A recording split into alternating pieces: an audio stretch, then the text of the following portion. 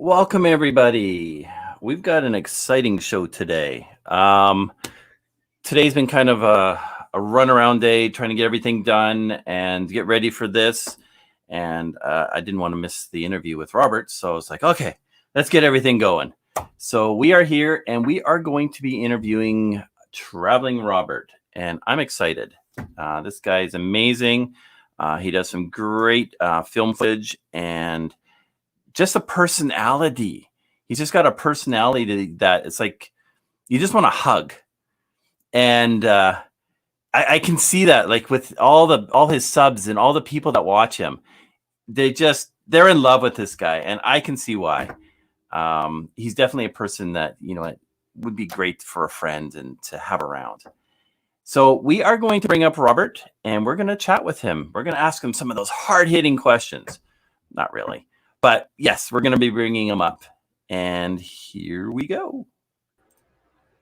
Hello, sir. Hey, Daryl. Thank you. Thank you for having me. Glad to be here. How are you? Doing great. Doing great. As you know, I just finished my own live stream. So, I'm pumped. That's always good. You got all that energy and, then you can unwind. Yeah. So, I see people from your channel. I see people from my channel. I see some people I don't even recognize. You know what? Tell us about your channel. Well, my channel is Traveling Robert, and I started the channel back in 2011. It was regular travel channel. Basically our vacations, basically, or our weekend trips, and. What happened eventually, we got into RVing, and in 2014 I got my own RV, and then the channel kind of shifted into our RV travels, and I decided to document my travels and do that. And eventually, what happened, this was a hobby for many years, and at some point a couple of years ago, I saw that I was getting some views. I was starting to make some money from the channel, and I decided to quit my job and just give it 100% of my attention. And that's when really the channel really took off. And now I have weekly videos every Sunday about different destinations that I travel, that my wife and I would travel with the RV. That's really cool. I mean, I know a lot of people that are just like, if you want to make it in YouTube, it's doing it full time and taking it serious. Right. Mm-hmm. So but, you can jump on the deep end like that, but you can do it as a side hustle, and that's what I did for many years. And maybe I didn't have the time or the content to publish a video every single Sunday, but I tried, and eventually that's how it became successful. So was there a channel that kind of inspired you to get into it, or you just, kind of out of the blue decided to? Well, originally, what inspired me to make content myself were podcasts. We're talking back in 2005, 2006, 2007. Mm-hmm. There were a bunch of video podcasts as well. There was This Week in Tech with Leo Laporte. There was Dig Nation, Rocket Boom, a bunch of, and I'm like, I could do something like this and do it with travel. So actually, Traveling Robert was originally a video podcast, and very few people know this. Back in 2009, 2010, that never went anywhere, and I totally lost my train of thought. You were asking, if there was like a certain channel, inspiration. Yeah. So those were the original inspirations, and then when it shifted to YouTube, and I got more into RVing, of course you have the Wings, Nomadic Fanatic, Technomadia, Loloho, those channels that have been around for a long time, and yeah, those were the ones that inspired me to do something like this. So you said you had your podcast. So is that what kind of turned you into creating the YouTube channel? Well, back in 2005, 2006, YouTube was in its infancy. There was no way to monetize it at the time. It was mm-hmm. Videos of dogs on skateboards and that kind of thing. I remember and pirated, content, 07, 08, 09, I think is when YouTube started maturing, when Google bought them, and that kind of thing. So at the time, the video podcast seemed to be like the way to go. It wasn't even high definition; it was 480p at the time. And then I started YouTube. Actually, I started my first YouTube channel was not about travel. I'm also a musician, as many of you know, and it was just videos of us performing at different nightclubs, more like a promotion for the band and that kind of thing. And we're talking 2007, 2008, and I started also in that same channel, and that was a mistake, putting some travel videos as well. We would go on a vacation, on a cruise, or what have you. Let's just edit that video and drop it in the same channel. And eventually, I decided to create a different channel. That channel is still live. That's the channel where I do my concerts not every Saturday, but one Saturday a month or something like that. But the travel channel, January 2011, I decided let's do a traveling Robert channel and re-upload all this. I had like 2 years worth of videos, so I re-uploaded. It was like 20 videos. It wasn't all that much. Back then it was one video a month maybe, and then it was a California road trip that we did that same year. I believe that was either 2010. I think it was 2010, the California road trip, and that video got a lot of views, and then it died, of course. But I think that was the first video that gave the channel that first jump. And a couple of months later, YouTube sent me an email. We're gonna start. You are approved for monetization and whatnot. So it wasn't a whole lot of money at the beginning, but that was also what drove me. Maybe there's something here, and I would do it as a hobby even today if I wasn't making a living from it. But when you see the potential to make a living from it, it's kind of like an incentive to work harder on it and give it your best. Give it your best shot and do your best job. And if you watch some of my early videos, I cringe now when I see the production, the audio quality and this and that. But you improve, and it's like, why did I do that? Yeah. Well, those videos are there. It's like not a legacy, but it's like how I got to where I am. Those are the steps in the ladder. And you start somewhere, always. Yeah, no, it's true. So in your adventures of traveling around and stuff like that, have you ever met anyone famous? I've met I've met the Waynes. I mean, you like YouTubers, like fellow YouTubers. It could be YouTubers. It could be celebrities. Not really. Now that I think about it, I haven't really met. Oh man, that's a good question. I'm sure I've met someone, but it escapes me right now. But okay. I don't think so. No, I don't think I've met anyone like celebrity status. I've seen people here and there. I once saw Dustin Hoffman in Cannes, in France, way back many years ago, and that kind of thing. And I've seen Emilio Estefan once in an elevator, but that kind of thing. It's like we didn't speak to each other or anything like that, So I keep checking the I have it on YouTube on this side, so I keep checking for questions. So yes, has one here. She's like, have you ever been approached to be a spokesperson for any products? If so, what is the most outrageous, and which would he love to be?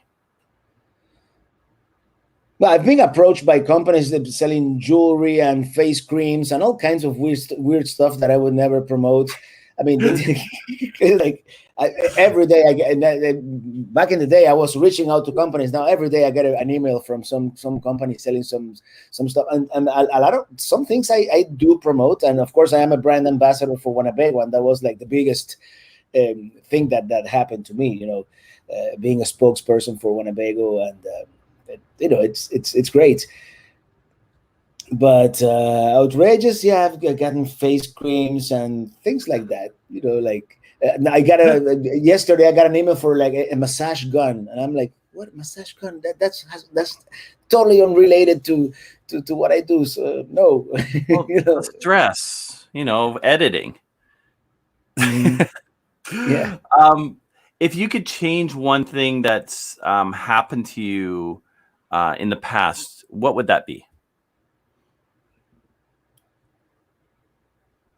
In hindsight, I don't think I want to change anything. I think I'm the past is the past, is gone, and even though it may not have looked perfect at the moment, I think it's gotten me to a good place. So maybe if I change something, I would be somewhere else where I wouldn't want to be. So no, No, it's exactly.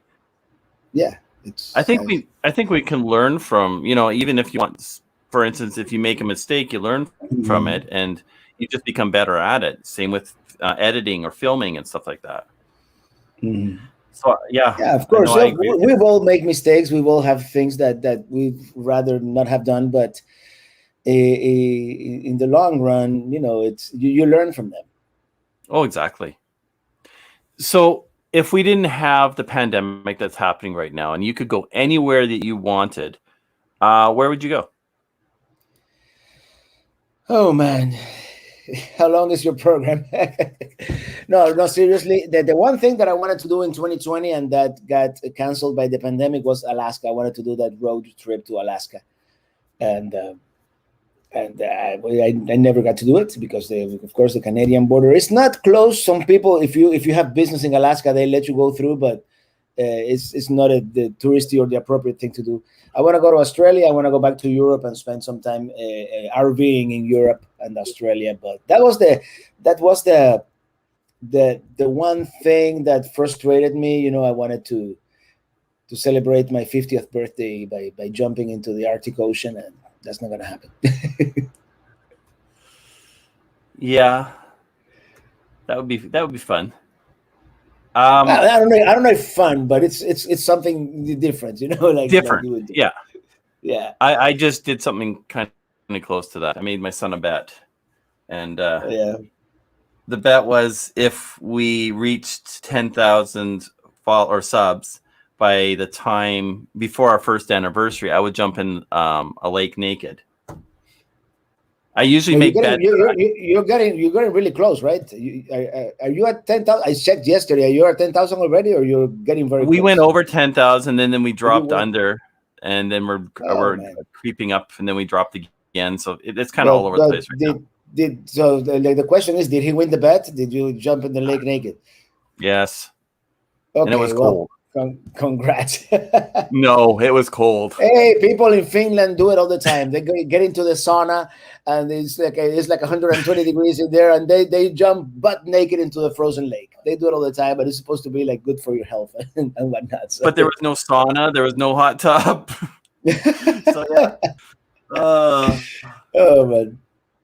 So, what would be your favorite holiday? Like a beach, a mountain, or the city type of thing?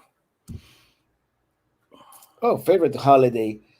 Well, I have several, I suppose. I'm not a big holiday person, to be honest.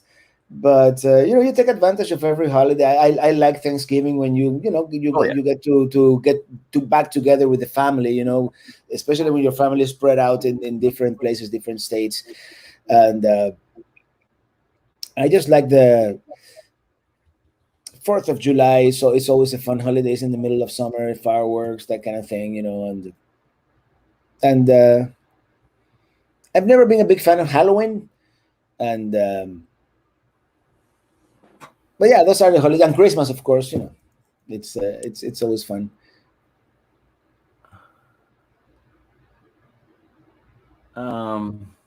Jane's got a really nice comment here. Robert is one of God's special people who has so much talent, and his life has been leading to this life he has now. Oh, exactly. No, thank you, Jane. Thank you, and same with the holidays. I don't always succeed, but I try to celebrate each day as a holiday, if you will. You don't have to wait for the required holiday to do something or celebrate. No, exactly. Yeah. Mm-hmm. So, in your downtime, do you relax? Do you watch Netflix? Do you watch TV? And if so, what's your favorite show? Yeah, well, right now, and this is a relatively old show, and that's what the way we usually do it. We wait until it's over, and then someone recommends it. We're been I watching The like that Big show. Bang Theory, like, and it's it's easy, it's funny, it's easy to watch. It's turn off your brain and just laugh, And we Yeah. watch like three. They're like 20 minutes, so we watch like 3 or 4 episodes every night. Yeah, I set Yeah. up this big screen here now in the studio, so that's what we're doing.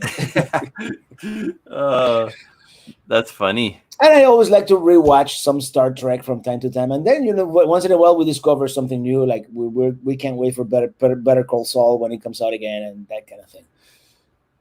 So Star Trek, original or new generation? I'm a next generation guy. I'm Picard all the way. Next generation. Patrick Stewart. Yeah. Yeah. Yeah, I've tried watching some of the old ones. I was like, yeah, I can't. I mean, I did. I watched every one of them just because that's the thing that I love podcasts too, and I've subscribed to this podcast. It's called Mission Log, and every week they go through an episode of Star Trek, and they started at the very beginning with the pilot from 1963 or 65, whenever it was, and now they're by Deep Space Nine. So it's been a couple of years, so I've been rewatching some of those episodes. Yeah, because they had a different actor before. What's his name? Before Kirk, before what's his, oh man, well, Kirk. I'm drawing a blank too now. I can visualize him. I can't remember his name. Oh man, this is really embarrassing. I don't want to Google it. But yeah, first it was Captain Pike. And, yes, that's right. Captain Pike, it wasn't William Shatner. Thank you very much, Ruben Quinones. William Shatner.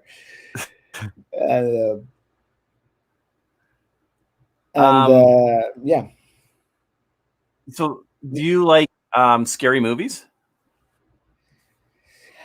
When I was younger, I was a big fan of like Friday the 13th and Chucky and all those.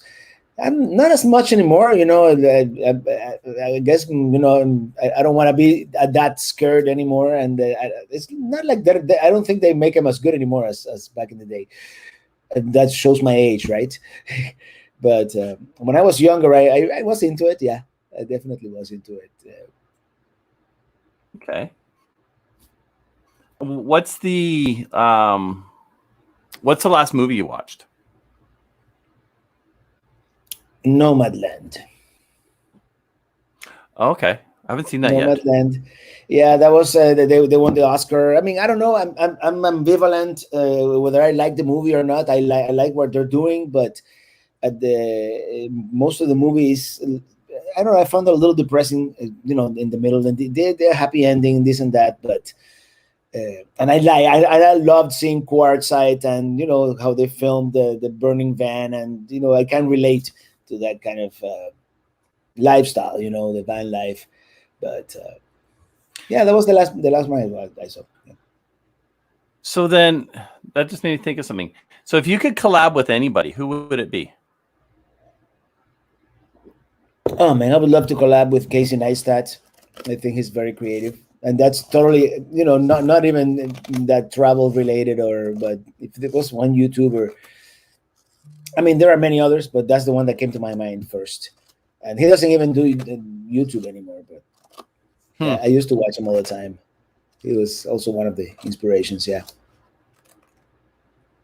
So, sorry, I'm just checking. Out of the YouTubers or viewers, probably Loloho. Probably Loloho would be a cool one to collab with.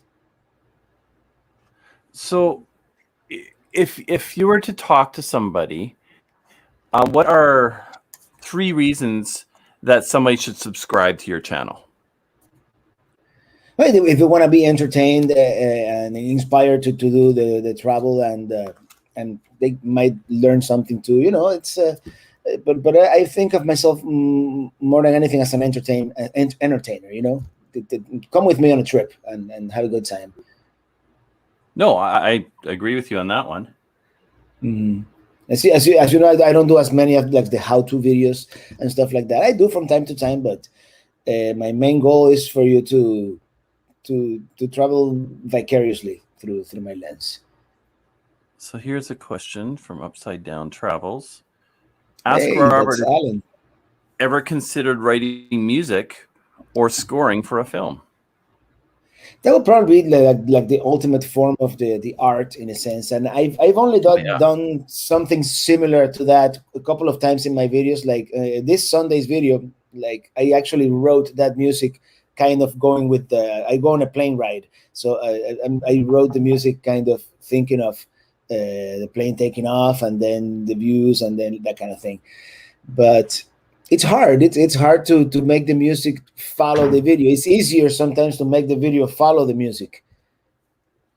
Yeah. So that would be a challenge. That would be a very welcome challenge. I would love to do that.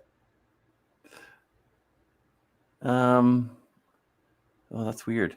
I see the question on the YouTube side, but I don't see it on the StreamYard side. So V's got a question here. What superpower would Robert like to have for a day? And how would you use it? Interesting. Oh, man, interesting. Oh, teleporting, maybe? I don't know. I think that would probably get me in trouble. Yeah, maybe. I mean, sometimes it is the journey and not the destination, but sometimes I would just like to show up in Australia without having to fly 24 hours, So I don't know. Yeah, I guess. We have this, each YouTube person kind of has a YouTube community that they kind of hang out in. And I've kind of seen that as I've grown through YouTube and you make friends and stuff. What about the YouTube community do you really appreciate? Oh man, the community is something that we've created that it's actually quite amazing, and I get some comments that it's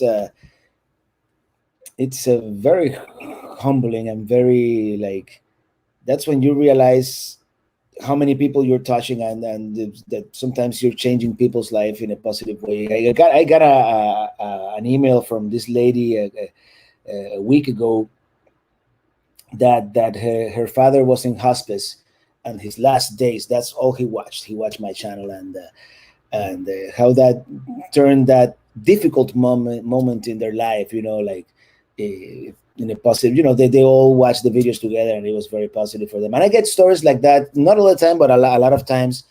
And then when we all get together, when we could get together like in meetups, but before COVID, you get together and everybody's kind of like in the same wavelength and there's no politics or anything like that. Everybody's just talking about travel and that's a beautiful thing. And I've gotten to meet so many people and like a lot of people, a lot of names that I'm seeing here on the chat. I would love to meet. I met a lot of them in person, and I would love to meet a lot of them in person because, I think of a lot of the people that I've met as friends, and it's a great community, and we get together almost every Friday we do like the live stream and we all get together and it's like a virtual meetup in a sense, and the community is great. I mean, I wouldn't be here if it wasn't for the community. Oh, exactly. Yeah, like I'm really surprised in a lot of ways. Like you never expect some things and it happens, right? Mm-hmm. Here's a question from Marshall. Is there an instrument that you want to learn? I would love to learn how to play a wind instrument. I don't know if trumpet or saxophone or I mean they're totally different techniques, but I would love to learn how to play a wind instrument. It's actually brass is one of the few things that the keyboard doesn't quite imitate as good as maybe strings. You can get away with strings and with certain other instruments, but yeah.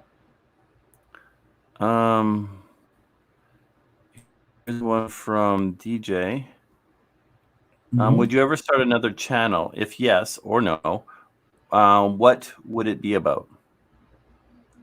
Yes and no. I actually have 4 other channels, believe it or not, but I only have time for one. I have a channel that it's just about cooking shows. I did 4 videos and decided I couldn't. I did a channel in Spanish, I translated 5 videos, and I'm like, I don't have time to. So I'd rather at this point, at some point, I might revive those channels that are idle right now, but at this point, I want to focus on my main channel and make it the best it can be, and then I'll do that second channel, and I have that channel, my music channel. I have a channel that is just about it's just about the road, with music, and I've done a couple of those videos, and I would love to. That's the channel that probably would be easiest to maintain, because I have thousands of miles of footage of just the road, and I think some people might find that interesting or relaxing. Just drive from Miami to Arizona. I have the whole footage, and some of the most beautiful highways. I have the whole footage uncut, and that's a channel that I would like to perhaps do. So that kind of leads into Michelle's question here. Which do you like better, music or traveling? You're gonna put me on the spot and make me choose one. No, I like music. Music is a language that I speak very well, but I like traveling. I learn more from traveling. So okay. So V asks, top 3 bucket list items. Would it be items or places to visit, or I would say like experiences, right? With places to. You think? Yeah, we can go with that. Yeah. I want to climb Mount Whitney. I want to do the Camino de Santiago in Spain, and I want to RV in Australia. Oh, fun. And there are more, of course, but those are the first 3 that came to my mind.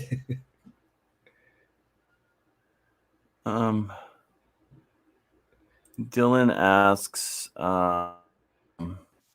if you have a lot of videos from the West in 2019, have you made a feature film of those videos yet? I have. I made was it 2019? I've made some of 2020. In 2019, I did make a long video about my stay in Vegas, but I haven't done like the long feature films, and I have to do that because those feature films do really well, and on YouTube, the algorithm, they're really good, and a lot of people like them. Like my original Driving to the West video is 4 hours and has millions of views. And what I do, I put together 5 or 6 or 3 or 4, depending on the duration, shorter videos, and I make them into a long movie. I make the transition seamless from one to the other, and I do want to go back and make some of those. It's just it's been hectic. I really haven't had the time to do it. That's kind of cool. But like on my latest trip, I can do like one at the West, like Montana, Idaho, and Nevada, and even Utah, and do a video like from Utah and going all the way to Indiana, doing that longer storyline.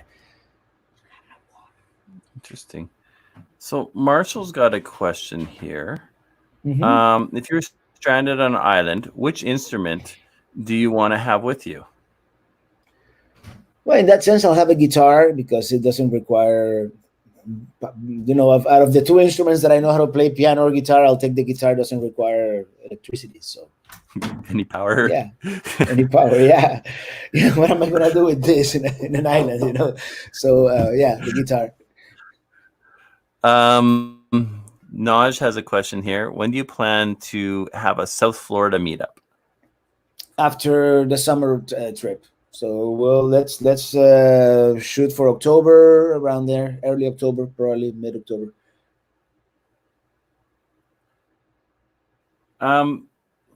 What are a couple things that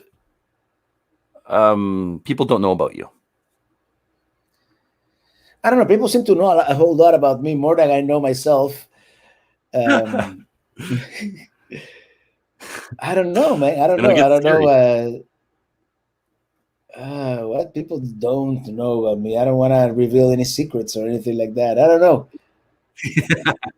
I don't know. You put me on the spot. I don't know. I don't know. I can't. I can't answer that. What's Now, people don't know my middle name. A what's lot of the people hardest thing don't about know. becoming a YouTuber? Oh, the hardest thing is not being Oh, there we go. discouraged at the beginning, We still go. because it's an uphill battle at the beginning, and you see all these people being successful, and you have 500 subscribers, and nobody's watching your videos. You get really excited when one of your videos reaches a few views, and it's an uphill battle. It's very easy to get discouraged at the beginning, but if you're putting out a good product, and you're consistent, and you care about your audience, about you're making it as much for yourself as for the audience. It has to be something interesting that they want to see, and eventually perseverance. And if even if you don't ever make it on YouTube, make it fun. It has to be. It has to be something that is fun for you, that you would do as a hobby, even if you didn't have to do it. So Yeah. No, I fully agree with that one. You got to do stuff you love, right? Yeah, exactly. You if I could be making a video now about I don't know, something in the computer, making Excel documents or what have you. I hate doing that. So that wouldn't. People would know. It would be transparent that I'm doing something just because perhaps it's the keyword that people want to see, and I'd rather do videos that have less views. Let's face it, that are fun for me. Right now, I probably, for example, and that's what everybody tells you, do 10 best campgrounds in Florida. That's work, man. That's work. I'd rather just take you to 3 random campgrounds. One is not going to be that great, but you're going to go on the trip with me and learn from me. And it's. I mean, everybody has to do what they feel is right, what they love. Question from Sue: does Robert have any special memories from Cuba, and would he like to share? Well, yes, of course. I have many, many, many. I mean, I lived in Cuba until I was barely 16 years old, so I remember. I remember everything, and and we did travel within the confines of the island many times, and all those travels, with my parents and with family, good memories. Good memories. We used to go to this. Um, it was a resort on the beach, and we would go like once a year, and it was like a bunch of people. It was like 10 of us or so, and those were good childhood memories. Riding bicycles all over the place, and the beach, and fishing, and getting those the stars. What do you call those? The sea star, whatever it's called. That starfish. Starfish. There you go. Yeah. And we probably created an ecological disaster, because now I don't think we were supposed to touch them or do anything with them. But back then we used to collect them, and then that kind of thing. We're talking late 70s, 80s. There was somewhere, and I don't remember where it was, they wanted to get rid of all the starfish. So they went around and started cutting them up, chopping them. Yeah. But the problem is they actually will grow new limbs, and they'll grow. Yeah. They regenerate. Yeah, they regenerate. Yeah. It's like, oh man. I saw another question here. Where is Robert located? No, my Sticks and Bricks is in Miami, Florida, and that's where I am right now. This is my studio back here. Here's another question: in what place, area, location, or state you feel better? Feel better. I think. Feel better. Yeah. I really like Northern Georgia. There are many places in the country that I really like. The place where I bought the property up there in the eastern panhandle of Florida, I like that area too. It's quiet, and but yeah, northern Georgia I really like. I really like the mountains. As someone who's lived in South Florida most of his life, it's flat and hot and humid out here. It's I really like that area, and the people are very, very nice. Here's an interesting question. What camera equipment do you suggest for a beginner in YouTube?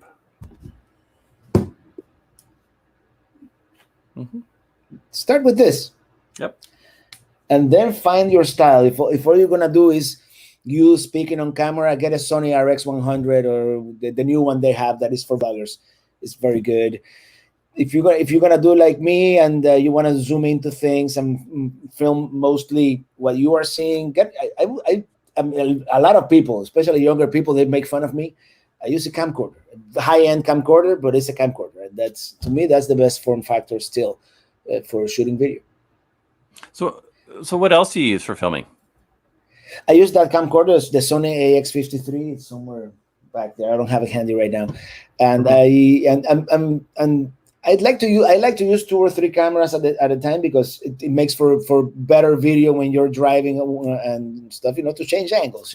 So I always have a GoPro Hero 7 on the roof of the trailer, and that it's going all the time. As long as the memory card lasts, I have it connected to a power bank. And as long as it is not too hot, it won't crash. It will go for the 4 hours with no problem. I have that camcorder. Sometimes I use my phone. I still use if I'm at a restaurant and I want to be inconspicuous and I just want to take a quick shot of, I just use a phone. Yeah. And the iPhone 11 and 12 are excellent. I mean, it's the video quality it's amazing. And those are the 2 main cameras that I will use. A GoPro. I have the GoPro Hero 9 now also, which is, I like the 7 better. I like the 9 because it comes with a media mod and that screen in the front that you can frame yourself. But other than that, I still think the 7 looks a little better, believe it or not. Yeah, I was looking at the 9. I mean, I've got the 7, and yeah. I use the 7 with a Rode mic for best audio. That's the best audio you can get. But then sometimes you just want to grab the camera and film, and you don't want to be putting on the mic, and it's an extra step. And sometimes all you have is seconds to get the shot. So do you use a drone as well? Oh yeah, absolutely, drone. Yeah, I have the DJI Mavic 2 Zoom, which is a great drone. A lot of people have initially advised me against it, but I wanted to have a little bit of a zoom, and sometimes you don't want to be filming right on top of people. You want to fly up to 400 feet and then zoom in and get the shot, and not bother people. But to me, the drone is essential, especially when you are at a place where you can fly it like freely with no worries and stuff like that, like in the middle of the desert, for example, or over water. When you're flying over people or private property, you start getting into that gray area where maybe you shouldn't fly. And Oh, I know. I have a blast with my drone. Yeah. Let me tell you, the technology. We're living in the golden age of filming technology. We have drones. We have cameras. Even the iPhone with stabilization that 10 years ago it would have required a Steadicam rig, which was those things that is like a backpack, and that's how you keep the shot steady. Now they started with the gimbals, and now like the GoPro and the iPhone, it does it on software. And as long as you have enough light, it works incredibly well. In your opinion, V again, what is missing on YouTube? Good question. What is missing? I want to see more travel videos. More like back in the day. A lot of YouTubers have shifted because, of course, I don't know why, but have shifted from more travel videos into more how-to and more their daily life. And I want to see more travel because that's where I got my inspiration too. Learn about different places and.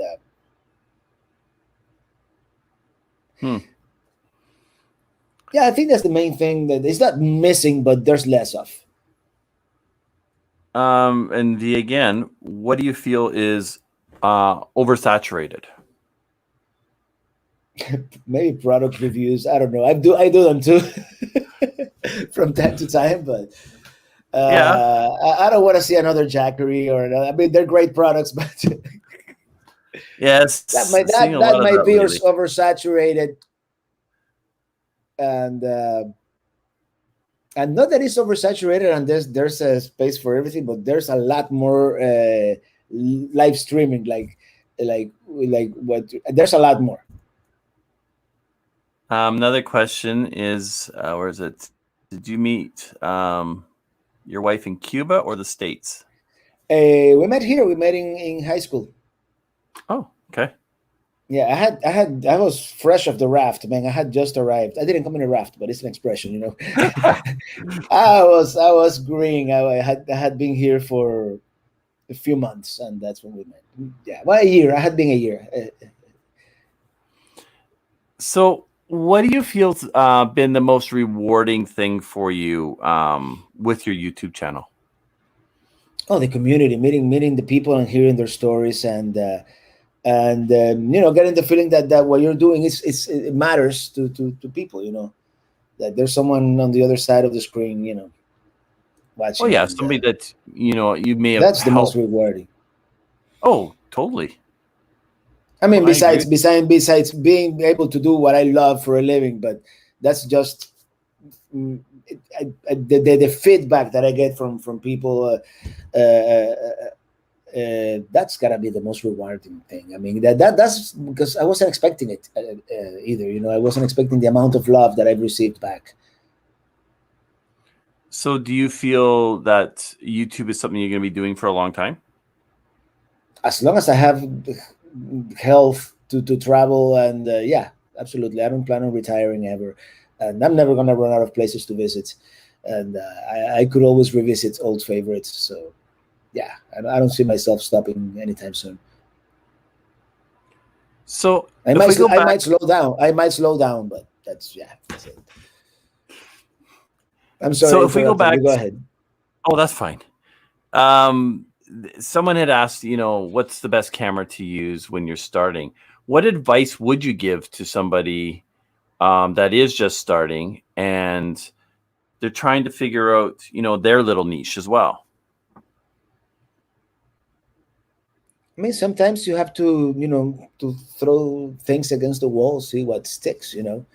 Hmm. And I did a little bit of that too. I did cruises, you know, cruise ships. I did a European road trip here and there. I did several things, and but you have to. Generally speaking, your original idea, that's the one that sticks, and I would just go with that one first. I don't know Yeah, no, I how remember. to No, it's like you're saying. Like I remember the first, and it was on my other channel because I made the same mistake as you. I had mm, everything on one channel, mhm. and I'm filming, but I'm filming everybody else. And one of my guys is just like, "No, you need to film yourself. It's about you and what you're doing." Mm. And I'm going, "Oh, crap." Yeah, that's true. It's and I think when I started showing more my face on camera, that also helped. Even though I have a face for radio, when I started showing my face a little more on camera, that also helped because people can identify with you as their tour guide or whatnot. Yeah. So yeah, and it's always your original idea. You know, for all my life, you know, I tried this and that, and all I ever wanted to be was a filmmaker. And I tried being a musician. I tried being. I studied computer science. I studied this and that, and eventually, you know, this is but you know, 30 years into my adult life. That's uh, when when I found it. I'm going back to my original idea. So, what's the most exciting thing you've got to do as a YouTuber? Exciting thing. Well, so I like the adventure. I like the adventure. You know, I Hmm. got to climb Angel's Landing. I I've been to the northwesternmost point of the United States. You know, it's the excitement of seeing new places, meeting new people, and just getting to see the world.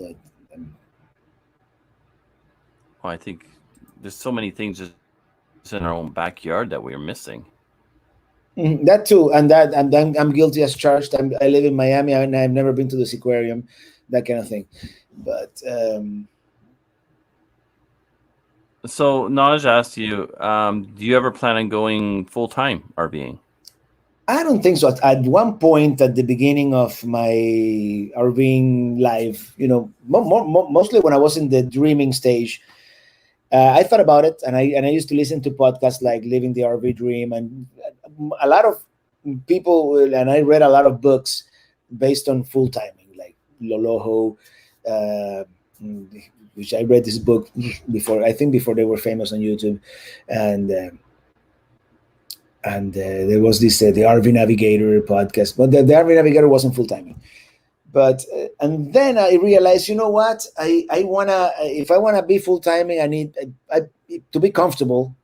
I need to have a big rig, and then that would probably prevent me from being as nimble and as sometimes I just go, and change plans last minute, and I know a lot of people who do it with big rigs, but I wanted to remain small, and then have a home base where I can have, be comfortable, have fast internet, and take a break from travel. Travel, being on the road all the time and not having a home base might burn me out at some point. Yeah, no, it can. I mean, I know a lot of people that get tired of it. So it's nice a to lot have of a lot of people ran into trouble when the lockdowns last year. They kicked them out of the campgrounds, and they had nowhere to go. Mm-hmm. Yep, seeing that here too.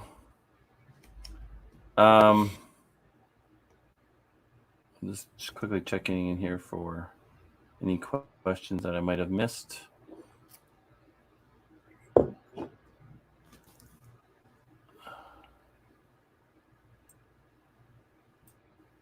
So I noticed, like, on your music hour, your music channel, your high energy and all that stuff. I mean, it's really cool to see.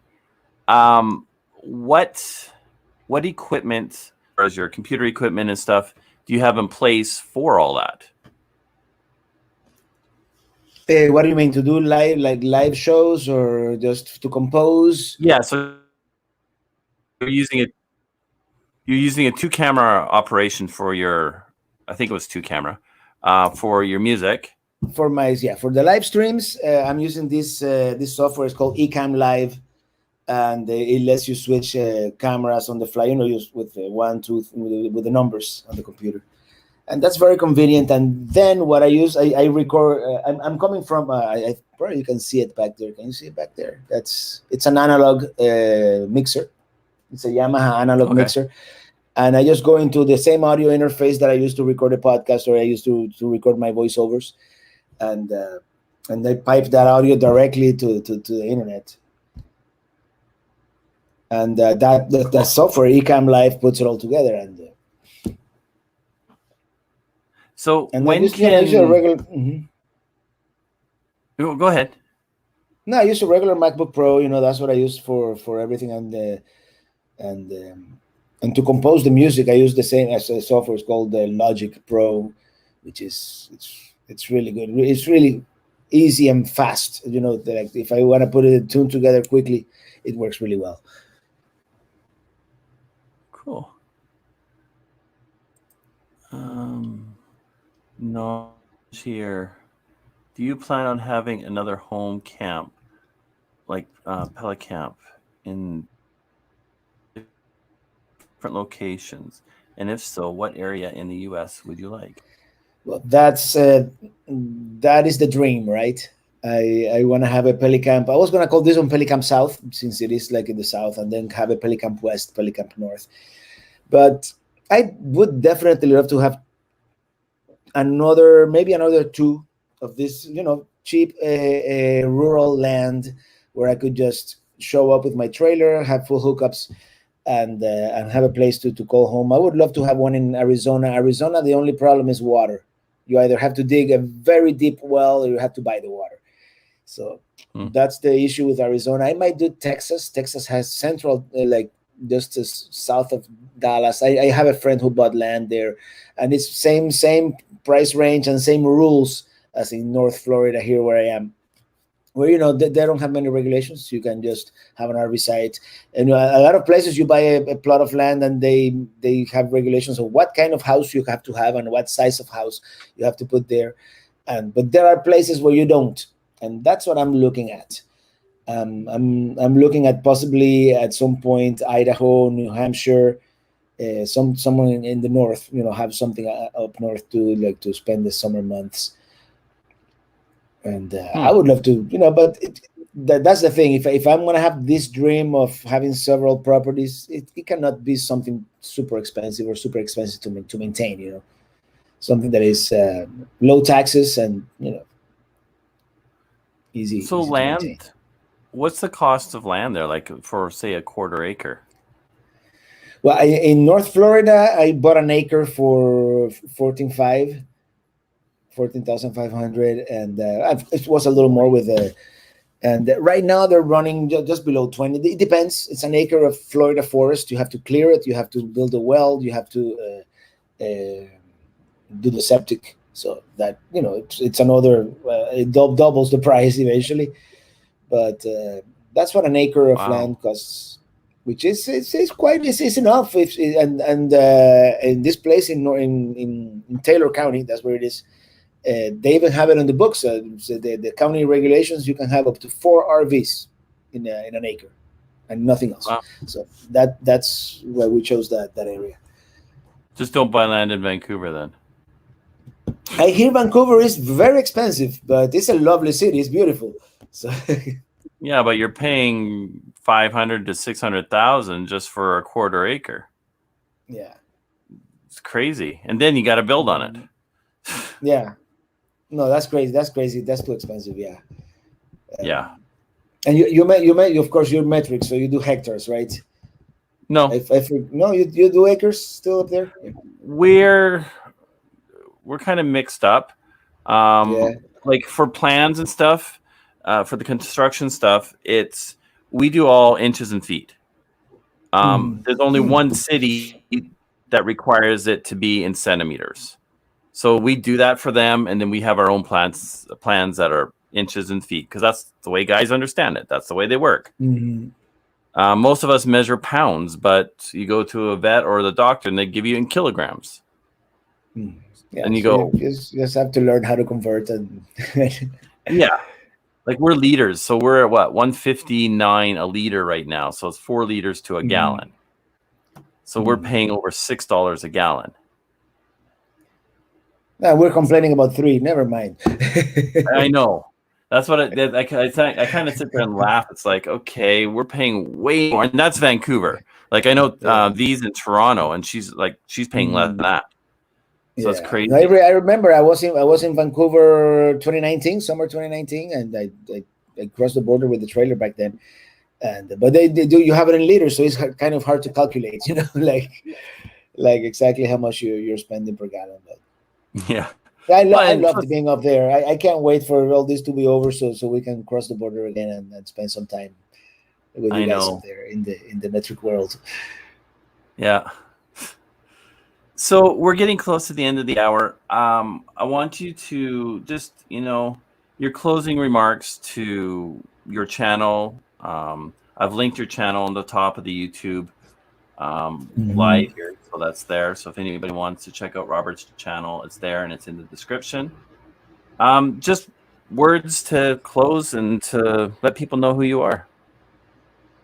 Traveling Robert, and that's what I do. I take you with me on my travels around the country and hopefully around the world at some point. And check it out every Sunday at 9 a.m. Eastern. Are you set up to play your theme song?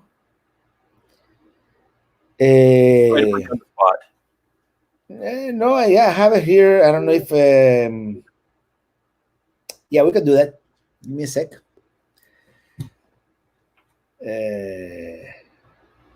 Sorry, I just sprung that on. Yeah, now the computer starts beach balling just because I've tried to recycle that.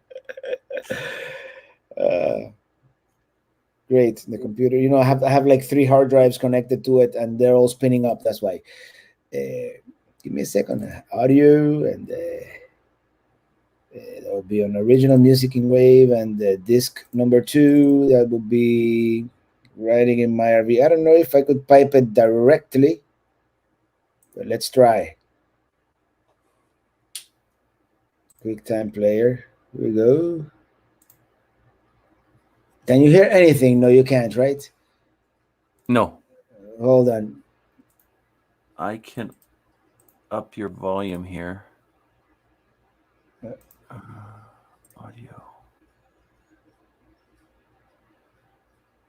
No. Give me a second. Let's do it the old-fashioned way. Because I'm free in my RV. Yeah, I'm riding. I'm riding in my RV, wherever I want to be. Because I'm free in my RV. Yeah. Okay. Did that I think work? that's just great. That's great. I love it. But sorry. No, I just thought about another cool thing. If you type on YouTube "riding in my RV" Robert Morales, it'll probably come up as the first result. That's cool. Because I have that music video on YouTube as well. So for next time. That's cool. You know, I really appreciate you taking the time to do this interview. No, you're welcome. I know you're a busy guy, and I don't want to take up any more of your time. Let you get to your relaxing time in your movies. Yeah, we're probably gonna relax and watch some Big Bang Theory and call it a night. Oh, it's good for a good laugh, right? Yeah, it's a good show. But yeah, I want to thank you a lot for coming on and taking your time to be with us all. Thank you for having me. You know, I love doing this and talking to you and with your audience. Well, it's great. They've had a lot of great questions, and I really appreciate it. So we will be seeing you somewhere in YouTube world, or even hopefully sometime in person. Absolutely. So yeah. Yeah, as soon as it's okay to do it, it's gonna be the year of the meetups. I'm gonna do one per month at least. Oh, it's gonna be crazy. It really will. Yeah. All right. See you later. I appreciate it. See you later. Great talking to you. All right. Bye. Thanks, Robert. What a great guy. The personality and everything. It's just, I enjoy people like that. They have a love for life, and that's just amazing to see that, because you don't see that a lot. And someone wanted to be involved. You don't see that a lot with a lot of these channels, especially when you get to a certain size. You start finding people that become a little bit more self-absorbed, and that's what I like with Robert. He's real, and okay, Toshi. That's what I really appreciate. And next week we are interviewing Box Van D, same time, same channel, and I am going to play our outro, and we are done. I had the chat on here, so I don't have it ready. But yep, we are out of here. Thanks, guys. Thanks for joining us. And until next time, remember, do epic shit. See you guys later.